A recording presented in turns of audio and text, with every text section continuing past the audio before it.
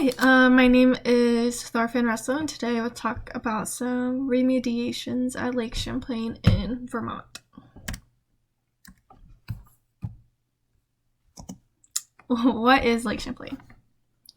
Lake Champlain is located in Vermont and is one of the biggest freshwater lakes in the United States. It's named after a French explorer called Samuel de Champlain. This lake is very dear to my heart because I grew up in Vermont and I would go swim at this lake all the time with my friends. On your left is where Burlington Boulevard or Boardwalk is. And then on your right, you can actually see what Lake Champlain is, where it flows through. So you can see that Vermont, the Green Mountains, and New York, the Adirondack Mountains, flow into it, or a part of it, and even the Quebec even flows to Lake Champlain. So what's happening? Chloride. Besides from the fertilizers we get and the nitrates, is that it has a high concentrated, very toxic chloride that we put into the snow because it pretty much snows half of the year there. But in Vermont, it's illegal to exceed over 250 milligrams per liter. This is going to impact the drinking water and the system, the freshwater aquatic animals. The erosion causes really bad erosion and the damage in the water pipes. So what you see here are some of the salts that we use. Urea on your bottom right is the compound that is made out of salt, is safer because it is organic. It's an organic compound with a chemical formula, but it still can lead to very high concentrations of nitrogen. Another alternative is calcium magnesium acetate and calcium chloride on the top right. They are biodegradable when used in small amounts, but very high ones are dangerous. They can produce algae blooms and make the water green and blue, pretty much. Then on the bottom left, you see the rock salt, which is the worst kind of salt to use on the snow and ice because it leaves more damage to the environment than the other three, pretty much. So what's happening? So on your left, you can see the phosphorus load, the metric tons per year. So right now, Vermont is decreasing, but in the beginning, it had a very high level of phosphate in the water. And then it compares to New York, Vermont, and Quebec. Those are the limits.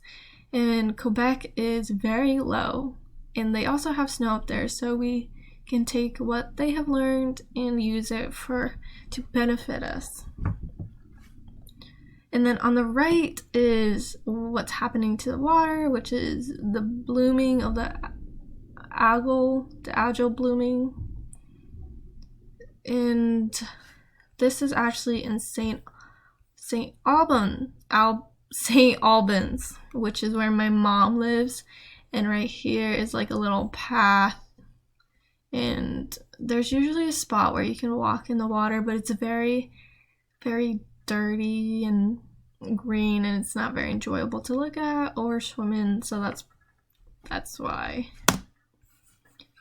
Besides from the picture above, from the lake, Lake Champlain is actually relatively healthy, but it is not at a constant level. It can increase, but we should still keep our eye on what's happening to the levels in the water.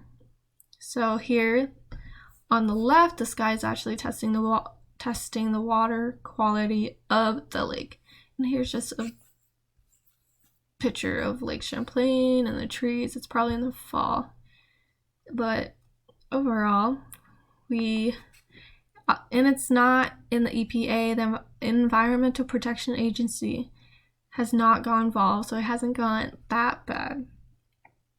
We must be aware that this lake provides drinking water to 250,000 residents.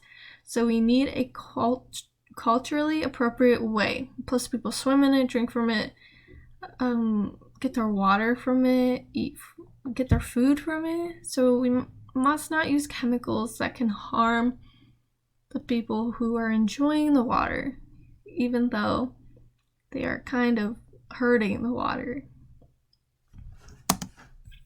Now, questions to think about. When you're doing some research, is that Vermont is under snow a lot. So that much snow and that much salt to protect, I'm just gonna move my screen, to protect the roads and people driving off of them. So we need a lot of salt. And then does temperature play a role in how eutrophication increase or decrease it? Because when it's really cold, everything freezes. And then in the summer, it can actually get extremely hot. Like we have very extreme weather. And then also some articles I found, and you could think about this too, is that do you think changing the material of the road will help us with this problem? This also could relate to us in Washington where it's raining all the time. Like how much water can be absorbed from these roads and how much nutrients can prevent into going into our lakes and waterways. But yeah, thank you for listening and I hope you enjoyed.